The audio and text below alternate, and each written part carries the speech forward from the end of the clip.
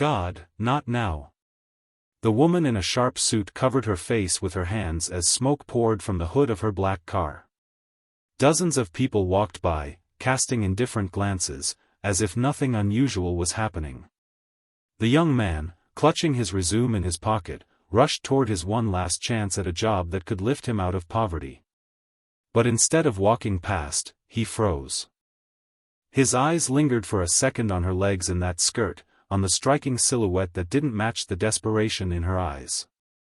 She noticed the way he hesitated, the way his gaze revealed more than he wanted, and suddenly she spoke directly to him. "Please, help me." His chest pounded as if he'd been hit. Lose everything for a stranger? But something in her posture, in his first reaction to her, in the smoke and the crowd's coldness whispered, this wasn't random. And this step would decide far more than a missed interview. He took a shaky breath and moved closer. "What's wrong with it?" he asked, though it was obvious. She bit her lip, pointing at the hood. "It just died, and I can't be late.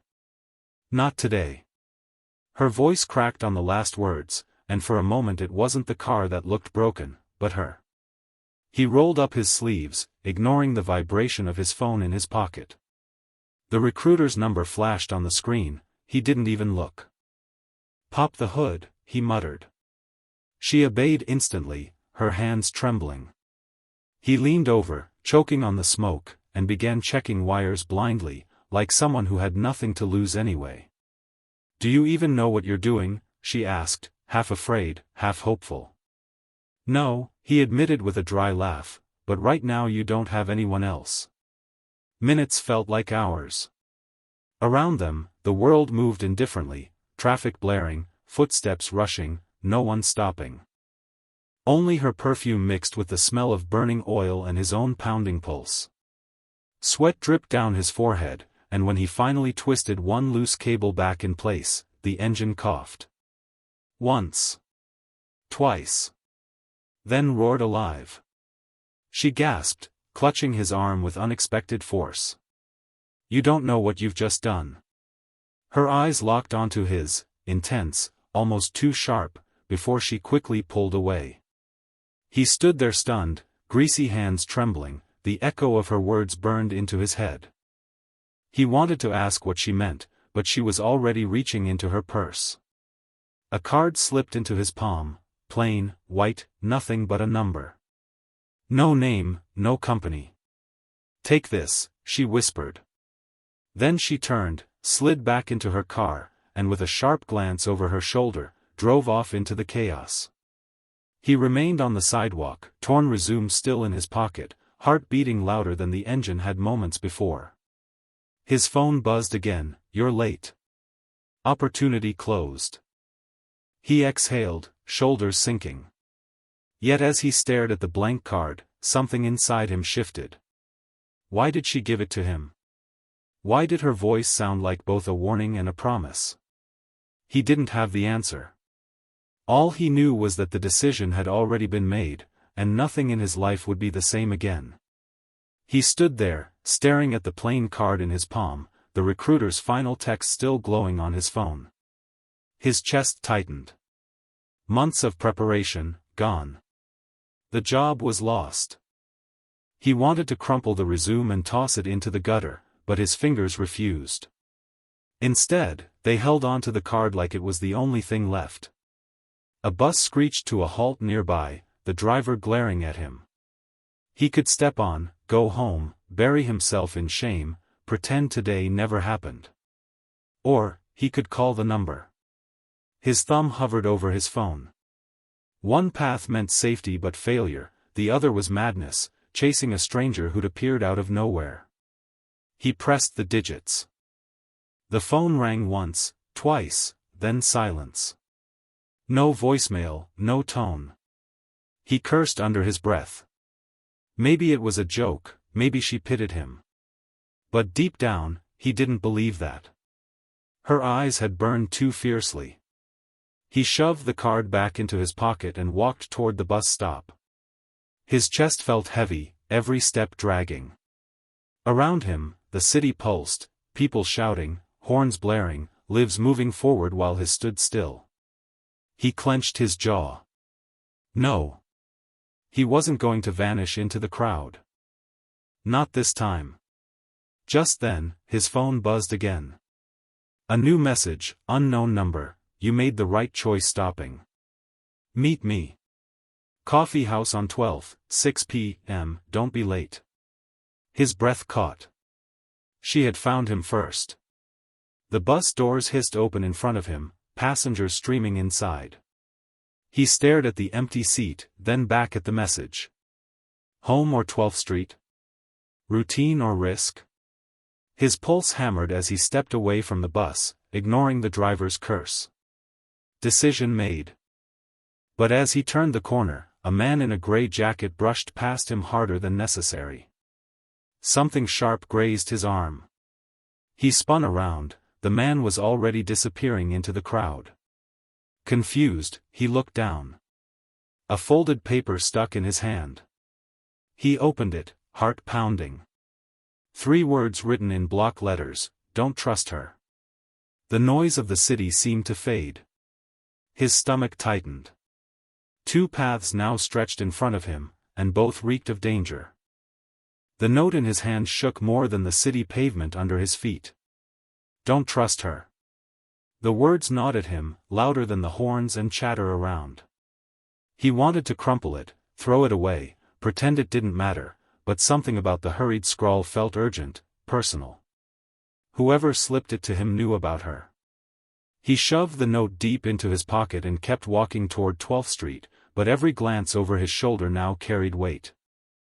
People on their phones, a kid on a skateboard, an old man feeding pigeons, ordinary, yet every face felt like it was watching. At the corner cafe, he spotted her instantly.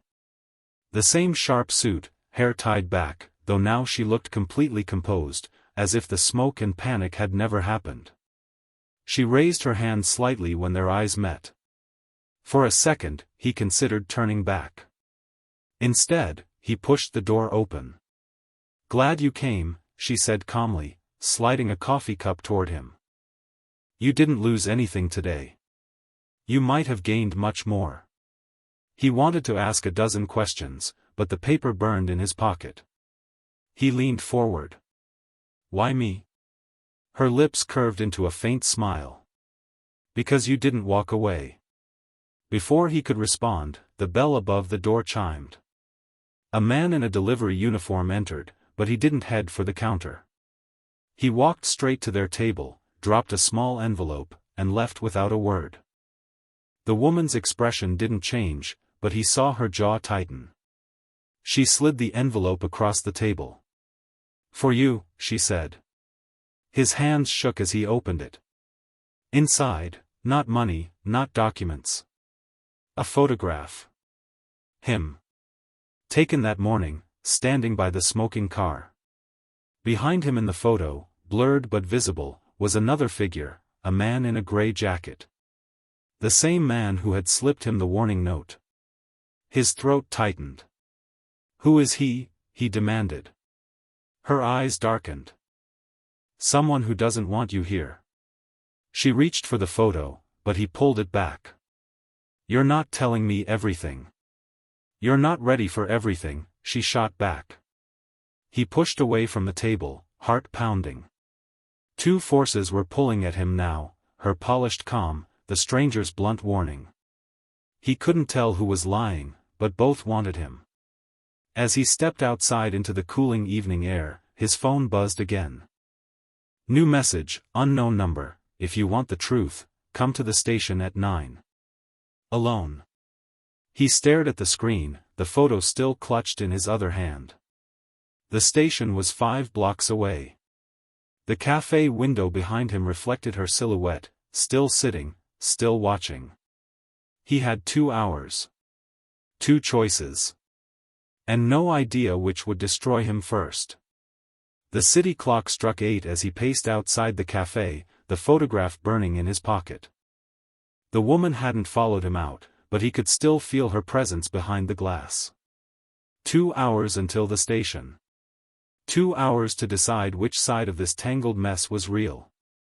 He walked aimlessly, hoping the motion would quiet his thoughts, but every street corner felt like a test. His phone buzzed again, this time from a blocked number. "She's not who you think. Don't trust her smile." He gritted his teeth.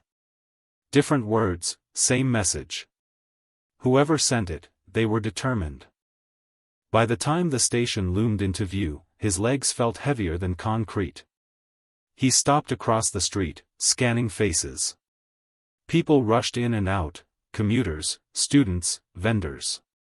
Ordinary. But ordinary was exactly what scared him now. He took a deep breath and crossed. Inside, the air was thick with noise, trains screeching, voices echoing. He checked the clock. 5 minutes to 9. His pulse raced. Alone, the message had said. He sat on a bench, gripping the photograph so hard it bent at the corners. Then he saw him. The gray jacket. The same figure blurred in the photo, now standing by a vending machine, watching him. The man nodded once, subtle, then turned and started down a stairwell. The young man hesitated only a second before following. His shoes echoed on the concrete steps, the sound bouncing in the emptiness below. The stairwell opened into a maintenance corridor, dim, quiet, too quiet. "Close the door," the man's voice called, low but firm.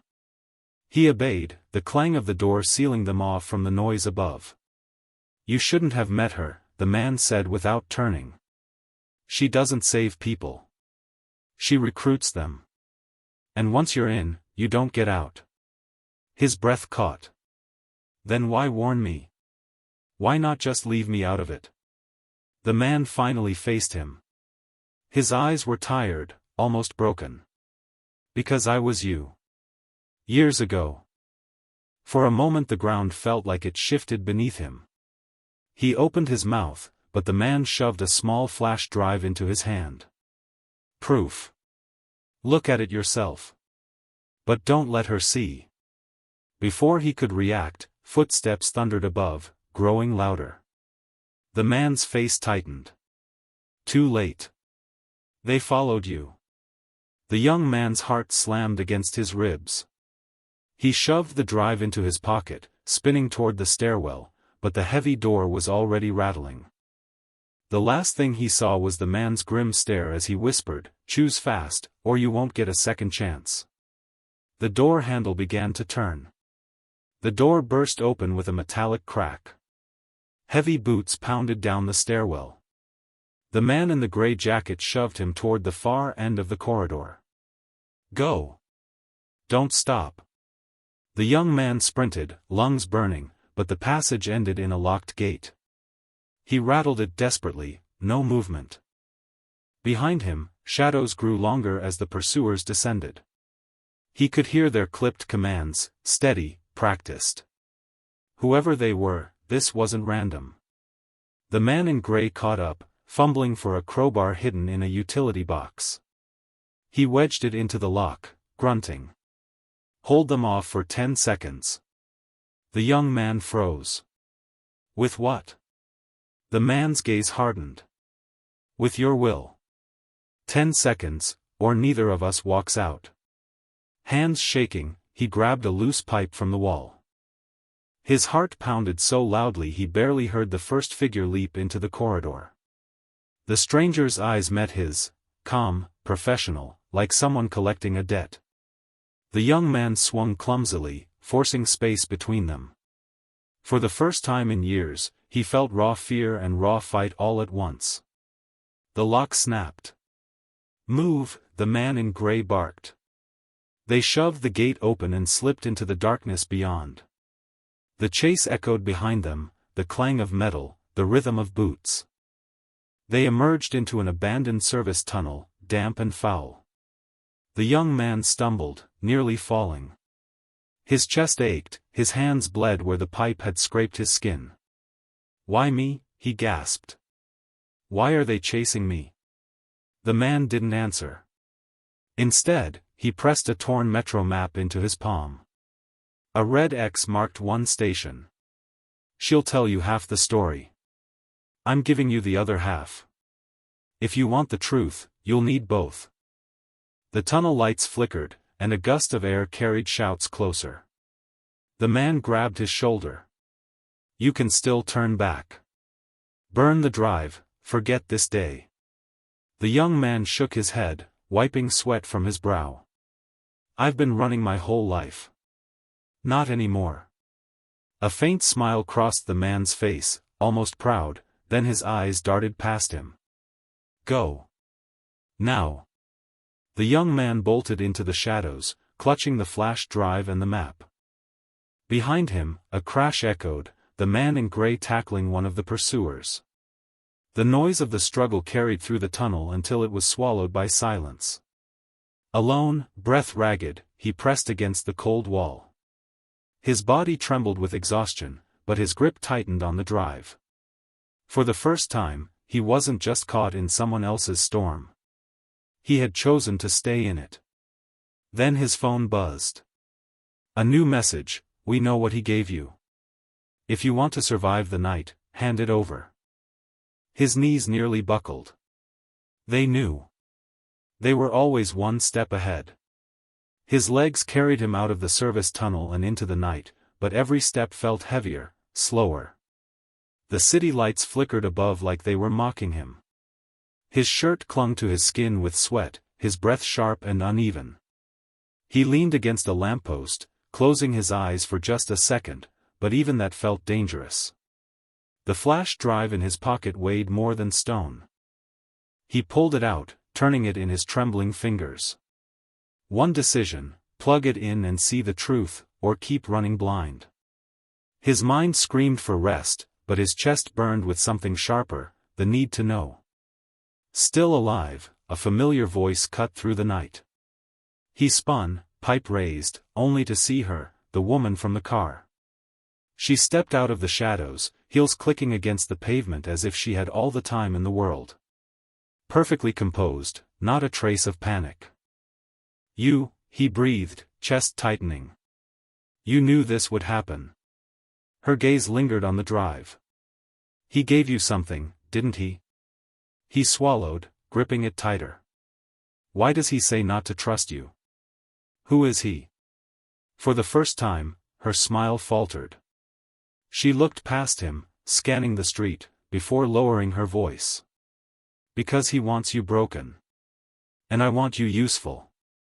The words stung like a slap. Useful? His laugh cracked with exhaustion. I'm not a tool for either of you. She stepped closer, her tone softening. You already chose when you stopped to help me. That's why they're chasing you. That's why he found you. And that's why you can't walk away now. His body swayed from fatigue, but his mind latched onto her words. Why me? Just tell me. Her eyes locked onto his, intense, almost pleading. Because you remind me of someone I failed to save. Silence stretched, thick as smoke. For a second, he thought she might reveal everything. But her phone buzzed. She glanced at the screen, then back at him, mask of control snapping back into place.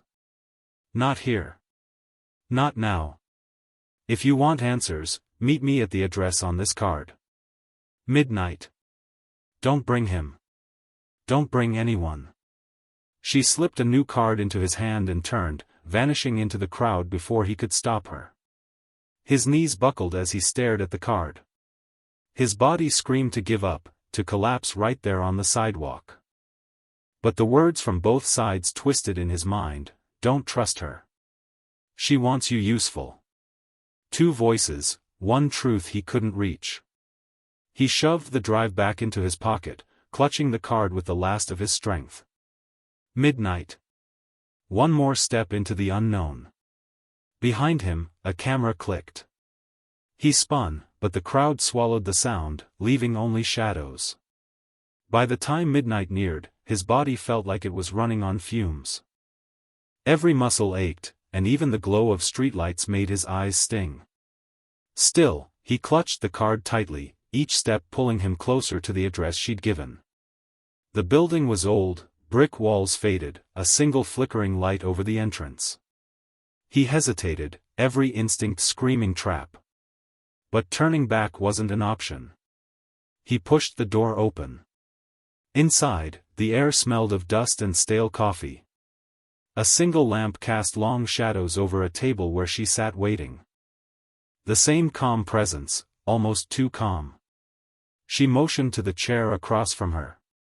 "You came," she said simply. "I need answers," he snapped, voice raw. "Why me? Why today?" She slid a folder toward him. His name was stamped on the front in red ink. His stomach dropped as he opened it. Inside were photos, not just from today, but from months back. Him at the grocery store. Him waiting for buses. Him walking home late at night. He slammed the folder shut, chest heaving. "You've been watching me," he growled. Her eyes didn't flinch. "Not me. Them. I've been trying to get to you before they do." For a moment, a flicker of relief sparked inside him. Maybe she was the ally after all. But then the door behind him opened. Heavy steps. A shadow falling across the table. The man in the gray jacket. His heart lurched. "You." The woman's face hardened. "You weren't supposed to be here." The man dropped something onto the table, the flash drive. His flash drive. His pockets were empty. Panic surged. Had he been tricked? He spun toward the woman, searching for some sign of honesty, but her expression had shifted, unreadable. The two of them stood like pieces of the same puzzle he couldn't solve. "You set me up," he whispered, voice cracking. Neither denied it. The weight of betrayal crushed him, heavier than exhaustion, heavier than failure. For a second, he wanted to collapse, to give in. But then, as the man reached for the folder, a page slipped free and fluttered to the ground. He bent to grab it, and froze. The page showed her, years younger, standing outside a shelter with the words Hope Foundation above the door. She wasn't just a player in this game, she had another story, another life. It was the smallest flicker of light, but it was enough to keep him standing. The woman rose slowly. "You need to come with us. Tonight." Before he could answer, a loud crash shattered the moment. The window exploded inward, glass raining down. Figures in black stormed the room, shouting commands. Pinned between them and the two people who had just betrayed him, the young man realized with icy clarity, whatever choice he made now could decide if he lived through the night. Glass crunched under his shoes as the black-clad figures closed in, rifles leveled. The woman's hand shot up. "He's mine!" She shouted, her voice sharper than he'd ever heard. The man in gray lunged forward too. "No, he's not ready." The young man's pulse thundered. For weeks he'd begged for a chance, for any door to open, and now everyone fought over him like he was a prize. He raised his hands, voice breaking, "Enough. Somebody tell me what you want from me." Silence, just for a breath. Then one of the intruders barked an order, "Take him." The woman grabbed his arm, pulling him toward the back exit. "Trust me." The man in gray stepped between them, eyes fierce. "She'll feed you lies. Come with me if you want the truth." Two paths. Two voices. His mind reeled, but deep down he knew standing still meant chains. He wrenched free from both and bolted toward the side hallway. Bullets ripped into the walls, sparks flying, shouts echoing behind. His legs carried him through darkness until he burst into an alley. The night air slapped his face, but the world spun from exhaustion. He leaned against a dumpster, gasping. The folder was still clutched to his chest, his name stamped in red, his photos spilling out. One page caught his eye, half hidden beneath the rest. A document. It listed names, addresses, jobs. Ordinary people. But every name was crossed out, except his. Next to it, one word in bold, candidate. His chest tightened. Candidate for what? He stuffed the page into his jacket, forcing his feet forward. The city around him blurred, honking cars, neon signs, footsteps that might be chasing. He couldn't tell anymore. A screech of brakes jolted him. A black van slid to a stop at the alley's end, doors flying open. Shadows inside beckoned. "Get in if you want to live," a voice called. He froze, sweat dripping down his temple. Behind him, the woman's voice echoed faintly from the chaos of the building. Ahead, the van's engine roared impatiently. Every muscle screamed to collapse. Instead, he clenched his fists. One choice now would carve his future. He stepped toward the van. And saw who was inside. His breath caught in his throat. The van's interior light flickered, and his stomach dropped. Sitting inside wasn't a stranger, but Daniel, his old neighbor, the quiet man who used to nod politely in the hallway. The one person he thought was far removed from all of this. "Get in!" Daniel barked, eyes harder than steel. Against every instinct, he climbed inside.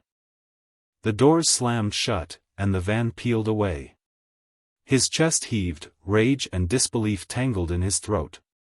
"You? All this time, it was you?" Daniel didn't look at him. "You were never supposed to make it this far. They wanted someone ordinary, someone desperate enough to obey. You, complicated things." The words cut deeper than bullets. He slammed a fist against the seat. "So what am I? A puppet? A test subject?"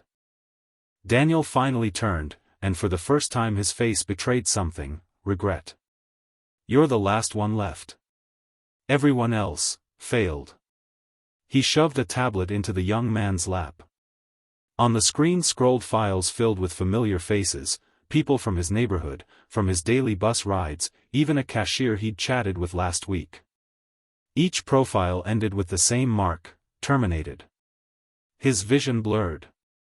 He was shaking his head before he realized it. "No. No, this isn't real. You're lying." Daniel's voice was ice.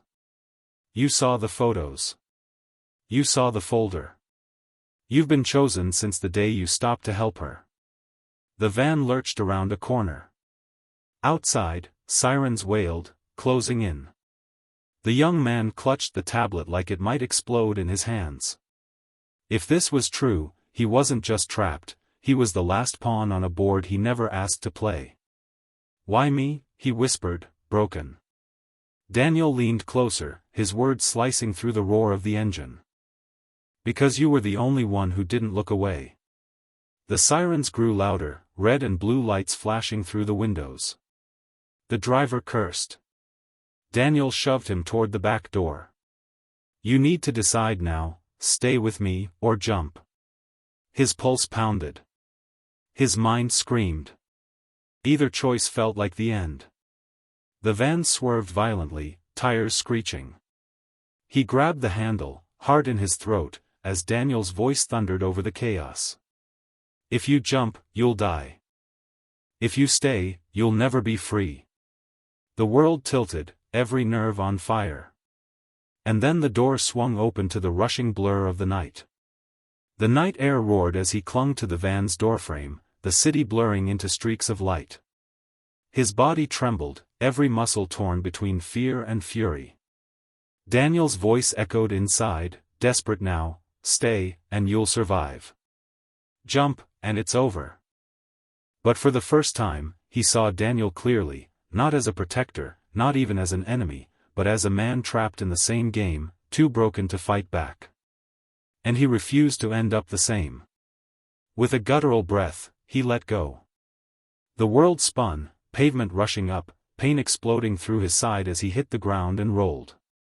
Sirens howled behind, the van screeched away, but he was still alive. Bruised, bloodied, alive. He staggered to his feet, folder still clutched against his chest, papers spilling across the asphalt. Names, photos, files. His name circled in red. He bent down, fingers trembling, and saw the page he had missed before: candidate. Status: free. Free. Not an asset, not terminated, free. The words seared into him like fire. Headlights cut across the street. The black car pulled up, and she stepped out, the woman, flawless even now. She looked at him with something almost human in her eyes. You chose to jump. That means you're not theirs anymore. His voice shook, raw and hoarse. Then what was I to you? A pawn? She held his gaze. No. A test. To see if you could choose yourself. He dropped the folder, papers scattering into the wind. Then you failed. Because I'm not yours either. For the first time, her composure cracked. She nodded slowly, as if conceding. Then go. The city is yours now. Behind them, sirens grew louder, the echo of boots and orders filling the night. But he didn't run to her, or Daniel, or any of them. He turned toward the chaos of the city, wide, brutal, but his. Every scar on his body burned with pain, but it was the purest pain he had ever felt, the kind that proved he was still standing, still unbroken. He wasn't disposable. He wasn't chosen. He had chosen himself. As dawn began to bleed across the skyline, he walked forward, shoulders squared, the first rays of light warming his face. He had lost the job, the safety, the certainty. But he had gained something far greater. Freedom. And in that moment, for the first time in his life, he smiled.